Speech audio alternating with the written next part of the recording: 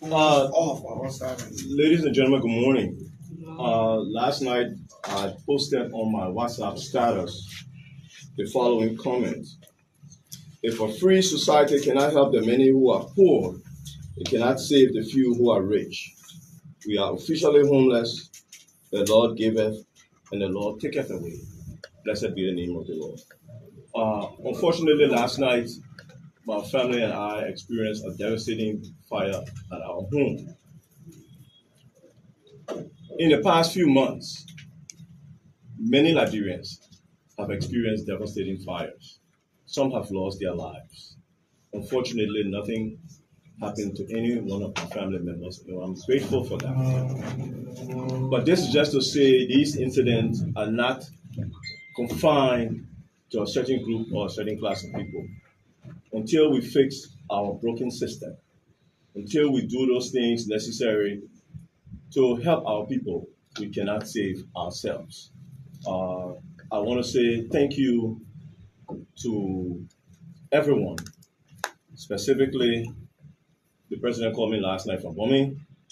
We talked for about 20 minutes. He expressed very sorrowfully his regrets on the incident. It's appreciative to him. The First Lady called. We talked for about 5 minutes, and then she and Daman talked extensively. My colleagues from the National Legislature, we had a quorum last night when more than 37 lawmakers appeared at the scene to identify with us. My many family and friends that appeared on the scene as the fire was raging. My especially warm and heartfelt thank you to former President George Weah, who not only opened his home to us temporarily, he left what he was doing, came immediately to the neighborhood. He blessed me with 3 suitcases worth of clothes and other things so we can manage to get to work and begin our lives. I'm grateful to him. Father Ambrose, my priest, came on the scene. I got numerous calls and texts from friends in the US, and we are grateful for that. Those are material things. They will be replaced. Thank God there was no loss of life. My neighbors, the people in the rehab neighborhood who we call Miami that we are now improving to Manhattan, they were very helpful. Ordinary people, because when the fire started, the security came and said, leave. I left in a shirtless manner. The t-shirt you saw me with came from one of my neighbors, ordinary citizen. The shoes that were on my feet was from one of them. They are nameless and faceless people, but neighbors nonetheless, and we're eternally grateful to them. Just received a visit from the foreign minister. Have received calls from the ECOWAS ambassador and other accredited to the country. Again, I'm no better than the hundreds of other Liberians who have had fire incidents over the last few months. Maybe this high-profile one, and when high-profile incidents happen, then there's a little bit more focus. But we got to do something as the legislature to continue to improve the life of our people, because we have this library for all of us and all experiences. I don't want to keep rambling, so I will stop here and take any questions you have.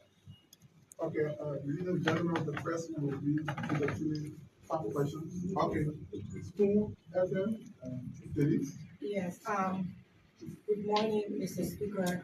My name is Dennis Newton. I report for Spoon and correspond for the VOA. There's this report that the incident occurred due to faulty wire connection or substandard. What do you make of that? There's absolutely no substandard wires in the house. We do not know the cause of the fire. A friend of mine who is an insurance investigator in the US is going to come on Wednesday. The fire service is investigating, and according to the foreign minister, they will ask for additional help in the investigation. But there's no faulty wiring in the house.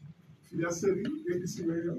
Yeah, Honorable Speaker, do you think this has any connection to do with the legislature's 4G speed in ensuring that we have a closure to our over 14 years of civil conflict in terms of the establishment of the World Cup School?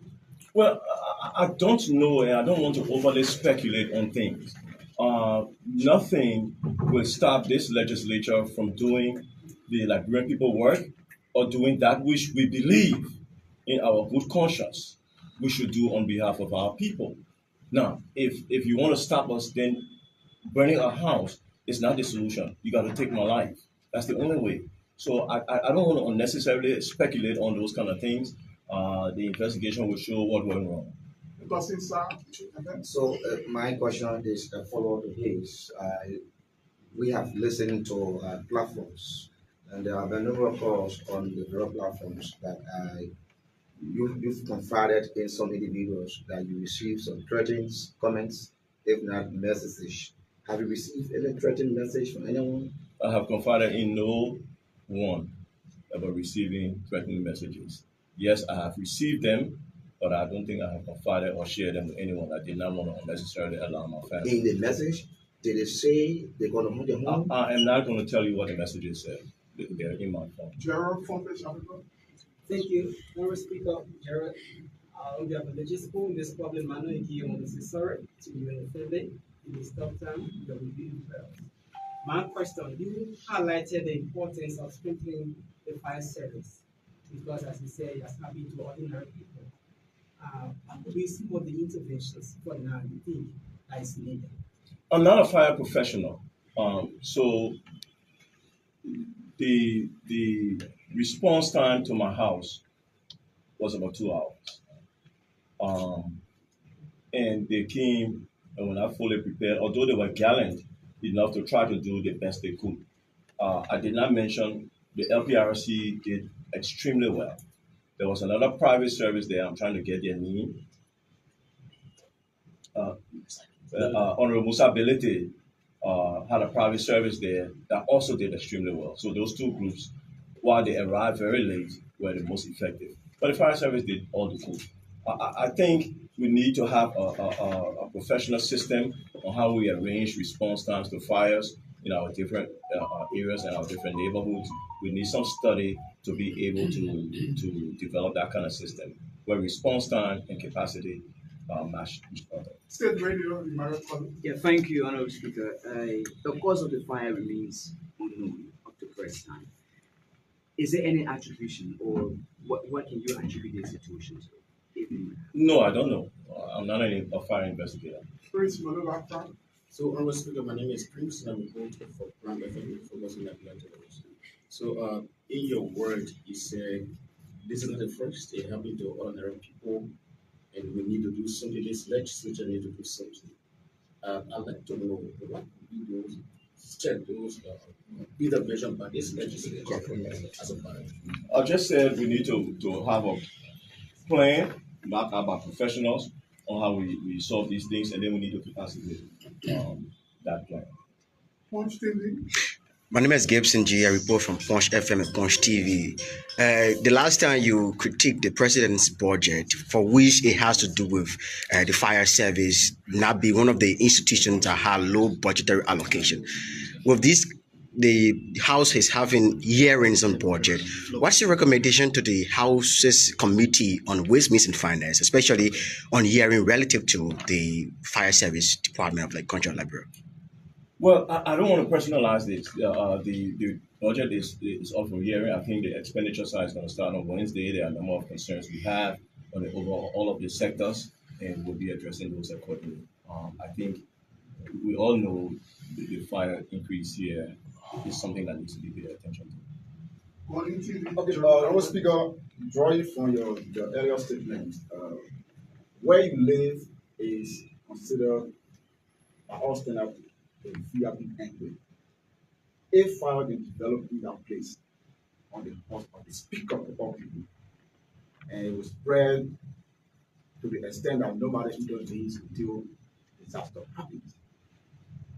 What do you think about Omar Masino way to capacity in the future? Well, nobody will get to her. I mean, interestingly enough, I stay less than half a mile from the president. Um, I don't know if the response time, if it happened at the president's house, would have been any better because I think the fire service need to have a quick and effective way to get to him. But I don't know. There was no fire trucks in the neighborhood. The Leader General of the Press will ask another speaker for any final comment on what we did. Again, we want to reassure you that we are fine. It's just a matter of material things. We are temporarily homeless, so we'll take some offers of some nice accommodations if you have it. Thank you.